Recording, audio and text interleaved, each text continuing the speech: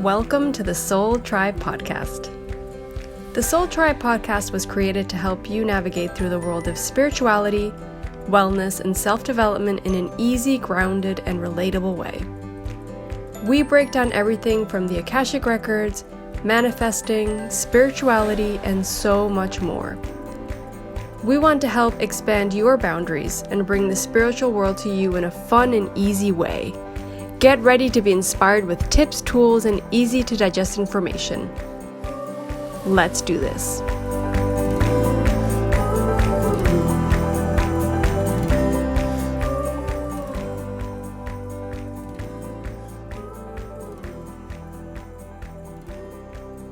Hi everyone, and thanks for tuning in to the Soul Tribe Podcast.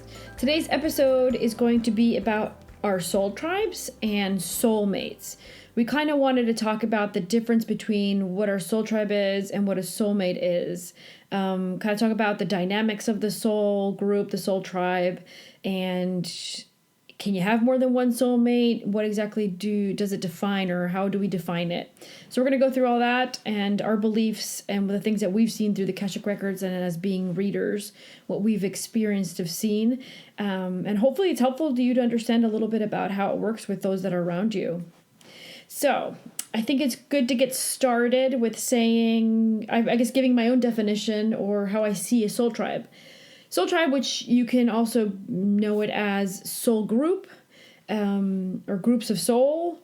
It's the group that our soul usually chooses to incarnate into. So what that means to me is every incarnation that I have, these individuals are usually around me in some sort of way, either as a friend, a family member, a partner, whatever it is.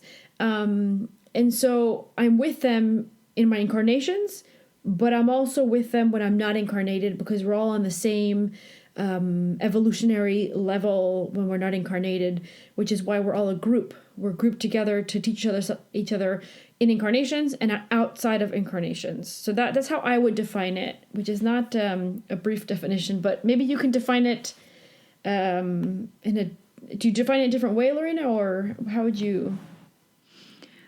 I would define it probably very similar. I don't see anything that I wouldn't say that you said, but I think a lot of the stuff we said in the previous episode or an episode before about soul contracts is people that we've chosen or our souls chosen to come into this life with because we need to learn specific things through them, with them, and alongside them. And I think it's something that where we might be connected to them from other lives, from previous lives, and you travel together. You're together. You have a bond. You have contracts with them, right? Where you need to teach each other stuff. That's how I see it. Yeah. So we actively know each other from other lives, and we're actively planning to meet up in other and future lives also. And soul groups, because we were talking about soul groups and soulmates. So soul tribes, inside that soul tribe, you'll have members where you've incarnated much more with, or you've been with them in many, many lives, and the bond that you have with that soul is maybe a little bit greater than another soul that's in that group. And that's how I would define soulmate. Soulmate is an individual soul. It can be more than one. It can be 1, 2, or 3. I've managed to see up to 3. But not more than 3, I think, because a really close bond, if it's more than 3, then the bond isn't that strong with more than 3 souls. It's usually 1 to 3 souls that you have this soulmate relationship with, where you've had so many lives together and you've interacted with each other so much, and we taught each other so much, and to the point where your energies know each other without speaking sometimes. So I think to me, that's, those stories you hear about people going, I met this person and it was like instant friend. Or I was like, I was instantly like, this is my person. There's something about this person. I feel like I've known that person forever. That to me is you picking up the frequency of the vibration of someone that is a soulmate, that's incarnated and met up with you many times, and you guys are like best buds on the other side. That's how I see soulmates. Yeah, me too. I see it the same way, and I think we have this like weird idea in our heads, maybe because of like, I don't know, the way people talk about it. Sometimes it's like, oh, soulmates are like a partner or like a boyfriend or, you know, husband or something, and that's not really the case all the time. It can be, but a lot of times it could be this friend that you have that you feel like you met her when you were 10 and you feel like you've known her your whole life, and that doesn't matter how much distance, time, or what has come between two of you, you know, you guys are always like connected. Like you can like, even like, I guess it's something I think sometimes is like you can call the other person into your, like, you start thinking about them and then they like message you or they call you. Like that's how connected the souls are.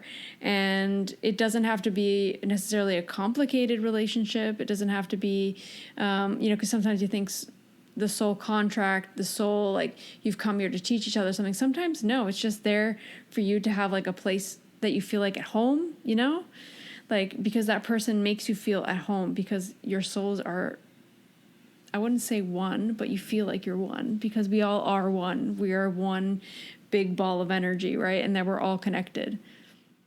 Yeah. And I think that the predetermined view most individuals had, at least, of soulmates is it's a partner.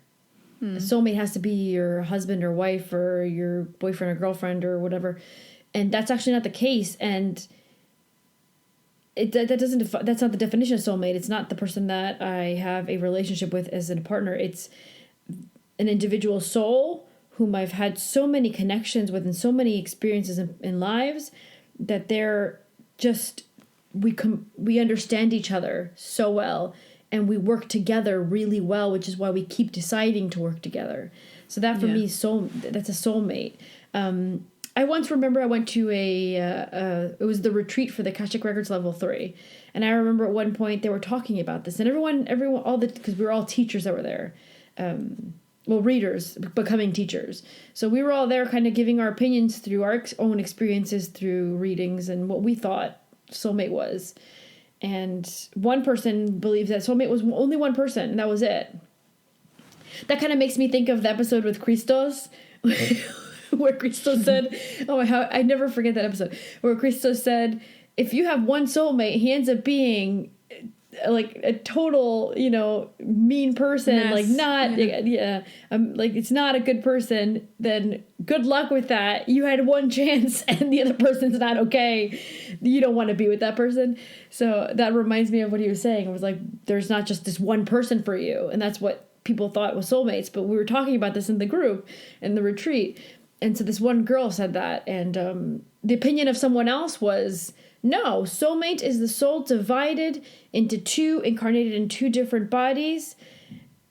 And funny enough, I remember thinking that was a time where I wasn't able to accept the soul living more than one life at the same time. So I discarded that opinion in 2 seconds. I went, nope. I can't accept that reality right now. I can't accept that. But then I remember the teacher saying, you really believe that? That means that you'll never be whole. That's really sad. That means that if you're divided into two and you have to meet up with your other half to be whole again, then good luck in this life, because it's not going to go very well for you. And I remember when she said that, I thought about it. I'm like, whoa, that's if she really believes that, that's going to be really rough for her if she doesn't find that one person she feels that fulfills everything she needs, which we're never going to. No, and it's not about finding your soulmate so you can fulfill your happiness or fulfill your life. It's like, no, these soulmates are also there to be there for us. We're going to be there for them. And I don't know, what keeps coming to me is like, it's like they're home. It's like they're this place that we can feel safe in a way. But at the same time, a soulmate could be someone that puts you through a lot and it's hard. But at the same time, you feel attracted to them. You need to be with them. It's so like, it's something that you feel so out of your like control that it's like you just have to be next to them. You have to interact with them. Something needs to happen. You know it within you without you actually like knowing it in your brain. You feel it. But also, I believe from the information that I've gotten before that if the soul does decide to live two lives at the same span of time, aka parallel lives at the same time, right? It wouldn't choose to bump into itself. Because what is it going to learn from itself? It's going to choose to go to it. If it's going to use its energy and divide it to do two experiences, it's going to go, let me do this totally drastic one here and this totally different one over there. They're never actually going to bump into each other. So that, for me, discards the belief that soulmates is the other half of your soul and you have to find it to become whole again. That totally discards it for me then. Because why would my soul go through the work of creating two contracts, two struggles, living through them at the same time, and then, let's bump into each other and spend our lives together? Like, it would. And then what about people that don't, or get divorced, or their partner dies, or then what? Like, no, that's not the ultimate goal. They're there for a different reason. That's how I see it. I mean, maybe someone else sees it a different way, and I don't want to like discredit what other people think, but I just think we need to like you need to just like see it a different way sometimes. And I'm not saying that what we say is right, but this is our belief, I guess. That's what I'm saying. Like, I don't want to like try to like make someone else's belief not viable. No. What we're trying to do is explain that some individuals see it as your other half of yourself. And that's an idea that's going to not help you out, because that means that you have to search for that other half of yourself, and that's going to make life really hard. So basically the information that we're giving is trying to help those that maybe, if they do believe that, to realize that they are full. You don't need another individual to fulfill and make you feel whole again.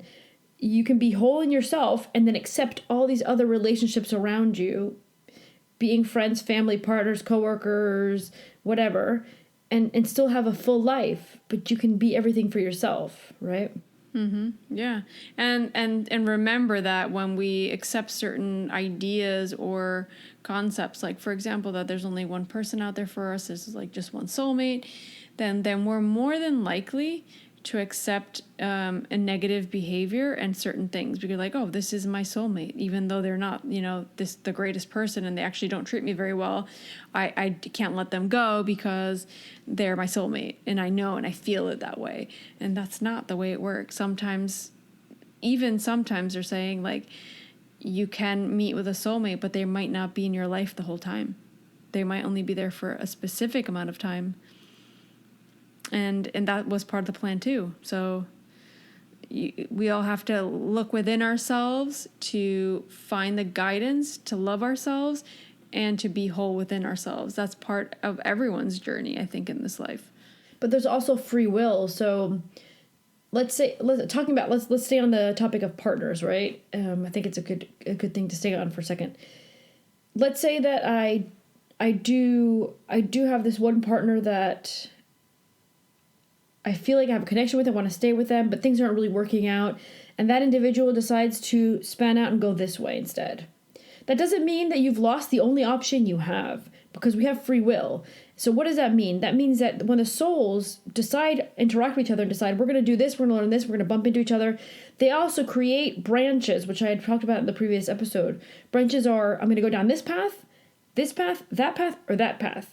We'll see what I decide, because I have free will. When I'm incarnated, I'll decide on one of them, and we'll see which one. Hopefully it's this one. There's always a preference for one, because it'll bring more growth and learning.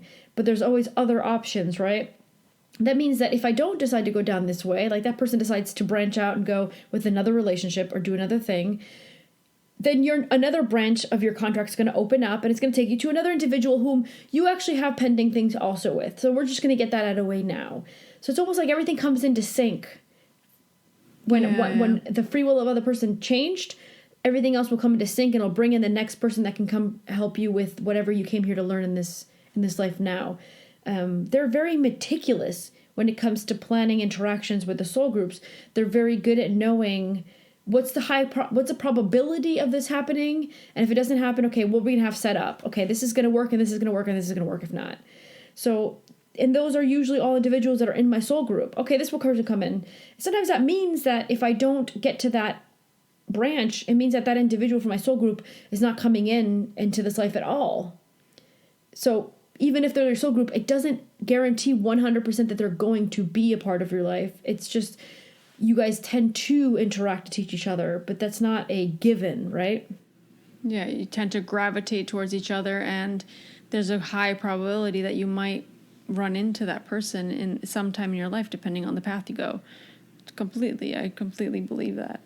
Yeah. And so that brings me to the point. Soul group members are usually in all our incarnations, but not always in all our incarnations. So they tend to be in most of our incarnations. So this is a soul group, right?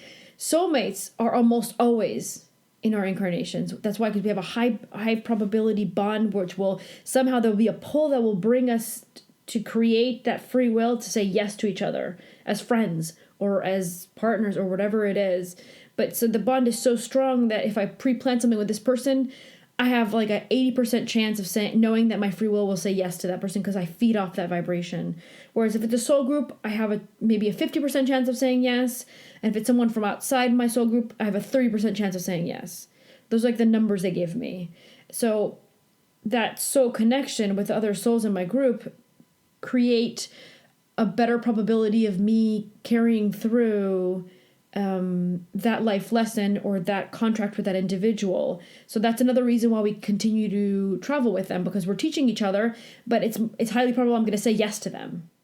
So I agree with everything you've said. I think that's also the way I see it. And I think maybe some people might be asking, okay, cool. How do I know that I'm with like my soul tribe or my soulmate? Like how do you know this? I guess like that would be someone be like, how do I know I'm in that? Or how do I know this person that I've met? And I think a lot of times with soulmates specifically, we feel like we've known them before, or it's like we've met them before, or like they've been in our lives before. It's like, oh wait, like a deja vu kind of thing, you know? That's like the kind of way I think I've perceived soulmates that were in my life before, or that I feel like I've connected in that way with them. Sorry, I had some technical issues, guys, but I think I was speaking about our soulmates and how we were kind of how we recognize if we're within our soul tribe and our soul and if we've like met a soulmate, basically. And I think a lot of times the way we can decipher that is through like a soulmate, for example, that you feel like you already know the person, or you've already met them, or they've been in your life before. It's like this knowing about the relationship. It's like you can see through them in a way.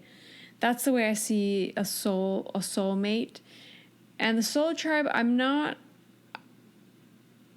it's usually, I think, I don't know, the way I see it, it's usually the people that you have a difficult time with, the group. A lot of times it's like your mom, your dad, your brother, your sister, your aunt, or your uncle, or someone kind of closer to your family. Maybe it could also be a friend, I think, but it's like those people that you feel like sometimes it could be an easy relationship, it could be an easy dynamic, but a lot of times people can find like a certain type of struggle within the tribe or the group, right?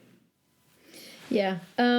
So I think that for me, it's hard. First of all, it doesn't matter for you to recognize it. You don't have to recognize any of them. You don't have to go, I want to know. Like, you don't have to accomplish your mission and what you're here to do. But if that's something that you're actively trying to figure out, I think that I would say, it's a part of your soul tribe when they were somehow forced into your life and they stayed there somehow. And you don't know why they're there, why you still interact with them, but you just know that it makes sense and you're going to continue to do it. Whether it's a family member because you have to spend Christmas with them and then you hate that they nag you when you see them, but there's a reason why you keep bumping into that, right? It's something you're learning from them and it's part of your soul tribe. I'm guessing, right? In one of those cases.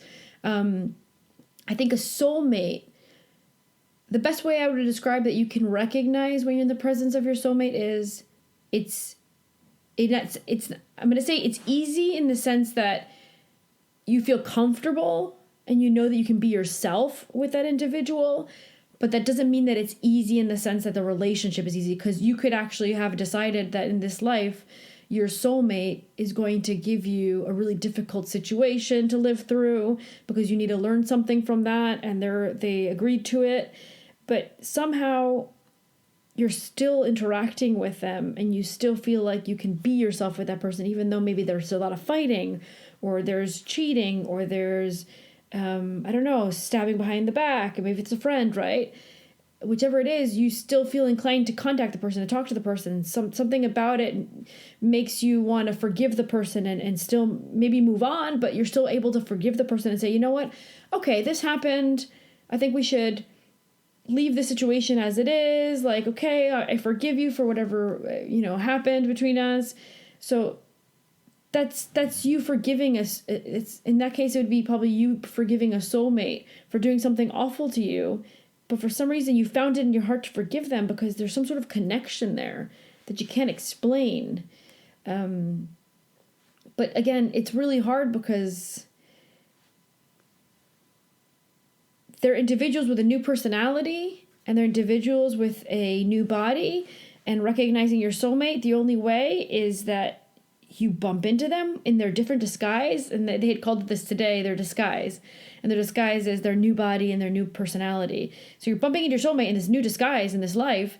And somehow there's something in them that you go, I've known you forever.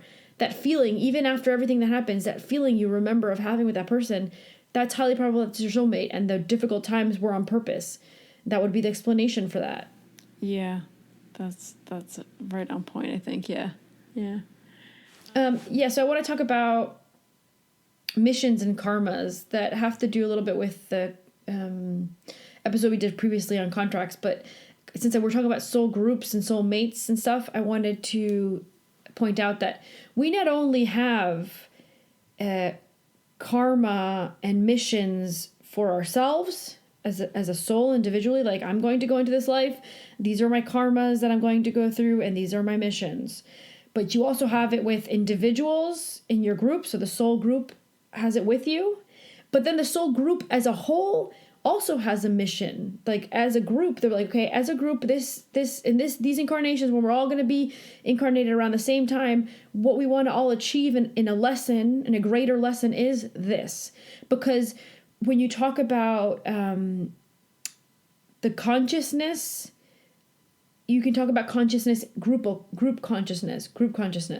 So you have consciousness as an individual, but then there's group consciousness. So there's the consciousness of the soul tribe, which we need to work on too when we incarnate. As a group, we're all working on it. And then at the same time, you and your soulmates have a group consciousness where we're going to have our own missions and karmas that we're adding to the consciousness as a duality of these 2 or 3 or whatever individuals. But then you also have, when we talked about soul level, so souls ascend and evolve. The more karmas and lessons, the more you evolve in the incarnations, the higher you ascend in the evolutionary spiritual ladder, which basically that means your soul becomes more conscious, more awakened, more understanding of the process of creation and all that, right? So the soul level, there's a bunch of groups in this level. It's your group plus other groups, and they're all on the same level. It's infinity. Like what they show me is like infinity of the level. I can't finish seeing the amount of souls that are in that one level with everyone else. And so they all have a group consciousness that also needs to be worked on. So when you're incarnating, you're not just incarnating for your own missions and karmas, you're incarnating for your mission karma with your soulmates or soulmate, with your group, and with your level, with your soul evolutionary level. Yeah, that makes sense. Yeah, that made total sense. That's also why we have different lessons with not only like maybe a soulmate, we have a specific lesson we need to learn and we teach them. And then also within the different groups, there's specific lessons. That's the karma, right? So, that's why sometimes it may feel like certain points of our life we're going through, like, I guess, quote unquote, hardships, because maybe we're learning lessons from more than one of these, maybe from a group, from a soulmate, ourselves even, and it could feel at moments like it might be overwhelming, you know what I mean? But I think that that's the whole basis of these contracts that we were talking about in a previous episode and with these groups. Like, we just need to keep in our mind that these people, be it the soul group, the soul tribe, whatever you want to call it, or these soulmates, that if we're going through like something hard with them, like emotionally, physically, whatever that is, that it's there to teach us something, and that we can ascend through that. Like, I think that's something to point out, like, through that the karmic lessons that we learn, we're ascending and we're growing. But you have to be like awake to that, because otherwise it's just, I'm a victim, I'm going through this, my life is hard, and you're not using these things to grow in every aspect of your life. I think that's an important thing to say, because I think a lot of us, I've been stuck there, I've felt that, and I try to not fall into that. And, you know, we're not perfect, no one's perfect, and we all can get into that. You know, we both do, we still do, until we can like snap out of it and say, okay, no, this is happening for a reason, and I need to understand the dynamic of it and try to learn from this. Yeah. So I was just thinking about it while you were talking. I thought it's kind of a little bit off topic, but I think it's a good place to put it out there. What happens when someone self-destructs, which basically someone decides to finish this incarnation when their time didn't come, right? There's not this thing where like the masters never say you're going to go to hell. No, you're going to have this like isolation time where you're going to go and think about why that happened, how it happened, and what other ways could you have gone through the reason why you took your life, right? So you're going to go through the different branches. You could have done this. You could have done that. That's part of your review. The review is going to be more dense, heavier, and more. It's more important than the review of someone that didn't take their own life, because because you've just ruined the contract and plan of many, many, many souls, not just yours. Yeah. It's almost considered a selfish act, because first of all, you're adding on trauma, maybe even fear, and a lot of pain to those you left behind, which this was not planned. Like, suicide is never, if I can tell you there's one thing that's not part of any contract, it's suicide. That's never part of the contract. If you're supposed to go, don't worry, your body will let you go. Like, your body it will deteriorate to the point where you leave. Like, whatever has to happen for you to go, you'll go. But you taking yourself away from this contract is never a part of anybody's contract. And so your interaction that was pre-planned with all these individuals now has come to a break. Yeah, and so you basically broken the system. Yeah, and so maybe I had a soulmate that was incarnated that was about to bump into me, and we were going to learn these things from each other. Now I've just abandoned my soulmate, and they're not going to be able to learn that from me. Or maybe that it was in part of the process, which is why I was struggling and I decided to leave. Maybe that was part of the whole karmic lesson of me going through those feelings, and then I wasn't able to cope with it. So it's important to understand that whatever struggles we have, we gotta accept them, fight through them, but don't terminate it. Don't terminate it, because when you come back, it's going to be so much harder, because you're going to have to do it all over again, and your soul already wasn't able to do it the first time around. Now you got to go do it again. Yeah. So I thought that was important to put it there, because we talked about missions and karmas with soulmates, the group, the level, the tribe, right? Like, you just broke it. You broke part of that contract with everybody's agreement on it. And to realize that we're all connected. Yeah. Every single one of us. And you're like a little piece of the puzzle. And if you're missing, it's like people have to now shift and do different things and go down different paths. So it's not like you've ruined things, but it's like it just makes things a little harder, I think. It's going to have to be done, whatever pre-plan I had with that soul that departed, I'm going to have to pre-plan it all over again in another life. So planning takes work, and it takes calculation, it takes overviewing, it takes practicing and deciding, and there's a lot of things that are coming into creating the contract, and now you got to do it all over again and hope that this time that you follow through, right? that individual follows through. What can happen if it's a repetitive thing that the soul has a tendency to leave before it's ended its karmic cycle in that life. What's going to happen is the other souls are going to ascend into the next level, and that soul is going to have to stay behind because it hasn't been capable to learn the lessons just like the rest of the group. So it's almost like you have to go become your own group or find your own group, another group, because your group can never stay at your level. They've progressed, they've accepted struggles, and they've moved through it and past them.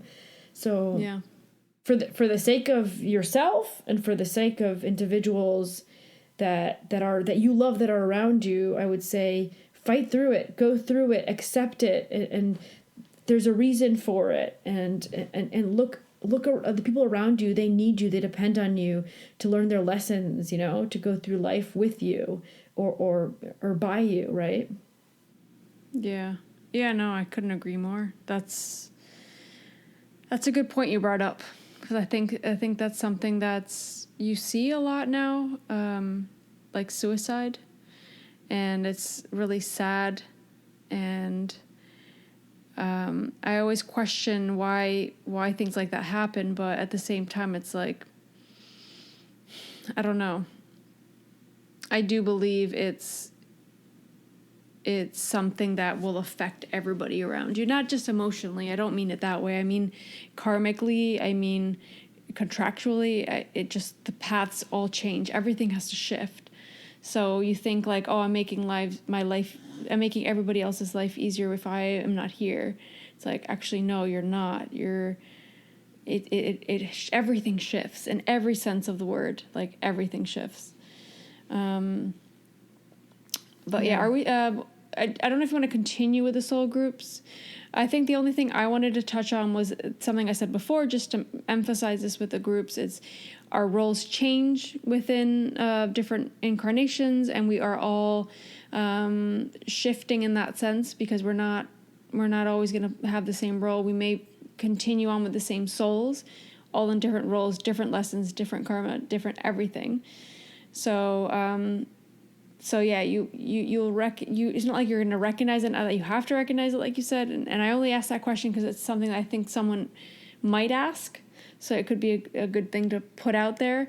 But yeah, I feel like it's just good to understand these concepts, to wrap our heads around them, right? Yeah. If you have like a deja vu with like an individual, it's probably, that deja vu is probably that you recognize the moment that you and that other soul agreed to that one specific moment or situation. And sometimes it's something like so tiny, like, why would I remember this? But it's usually more profound than that, and we just don't see it. So I love deja vu, because deja vu, it's like this weird feeling of, I've done this before. I've been here with you before. And it was as we just interacted, because we play roles and we interact before we come to practice with each other, because we're practicing our new personalities and we're practicing how we're going to interact. So sometimes that deja vu is you recognize a moment of role playing that you did with that individual that was a pre-plan, and you're going, whoa, I already lived this. And that's what it is. You're totally in contact with your intuitive side, picking it up. Yeah, that's total intuition. And the deja vu, like, it's such a weird sensation. I always think it's like something creepy in a way, you know? I haven't had it in a long time, but I remember I had a phase in my life where I had it a lot. Yeah, me too. haven't had it in a while either, but I used to have them all the time. I hated it, and I loved it at the same time. Because it's like you go through, like, oh, that's mind-blowing. Like, dude, we've been here before. You said that to me already. Yeah, I remember this happening. It's like, I was thinking, like, did this happen, like, in a parallel universe, maybe? I don't know, you know? Yeah. It's kind of weird. It's usually the souls that interacted. What they showed me is, like, we role play, we practice before we come. And sometimes we pick up on one of those role plays that we did, which is usually just us playing with the personalities and seeing how it's going to go, which is why it feels like such a mundane moment that we pick up on deja vu sometimes. Yeah. Because we created the scene for it, and it was a perfect scene to practice. Okay, oh, this is probably going to happen. Let's practice this one. You know. Yeah. But yeah, I love deja vu. It's funny. But yeah, so I think we went over a little bit everything. We did soul tribes, soulmates, parallel lives. We talked about suicide, and we talked about the general aspects of the missions and karmas for the groups, the souls, and the level, and the soulmates. Yeah, I think this is so good info. We don't want to go too long on this because it can get a little bit like maybe like too much info, you know what I mean? But I think Too dense. Yeah, maybe too dense for some people. Not that this is too dense, but I think it's just good to have a superficial kind of idea of these concepts, so we can start wrapping our heads around like greater concepts and like ideas, so we can open our mind up and awaken to different things. And I think that's always a good thing when we can open our minds and see things in a different way, right? Yeah. But yeah, if you don't have anything else to say, we'll just close off the episode. So thank you everybody for tuning in. We really appreciate all your support and all your comments and everything on social media. If you're not following us on Instagram, be sure to be following us. Our Instagram handles at soul_tribe_podcast. We also have a Facebook page, so make sure to go follow us there. And yeah, make sure you're also like sharing episodes that you feel are interesting or like super like vibing with someone that you might know. Share them, post it on social media and tag us. That always helps us to see like what episodes you guys are liking and enjoying. And also, if you feel called to, leave a rating and review on iTunes. That will really help us get the word out on the podcast and get our message out, and just get this awakening, overall conscious awakening of everybody out there. So thank you, everybody. We really appreciate you, and we hope you have a great week. Thank you so much. Bye, guys. Thank you. Bye.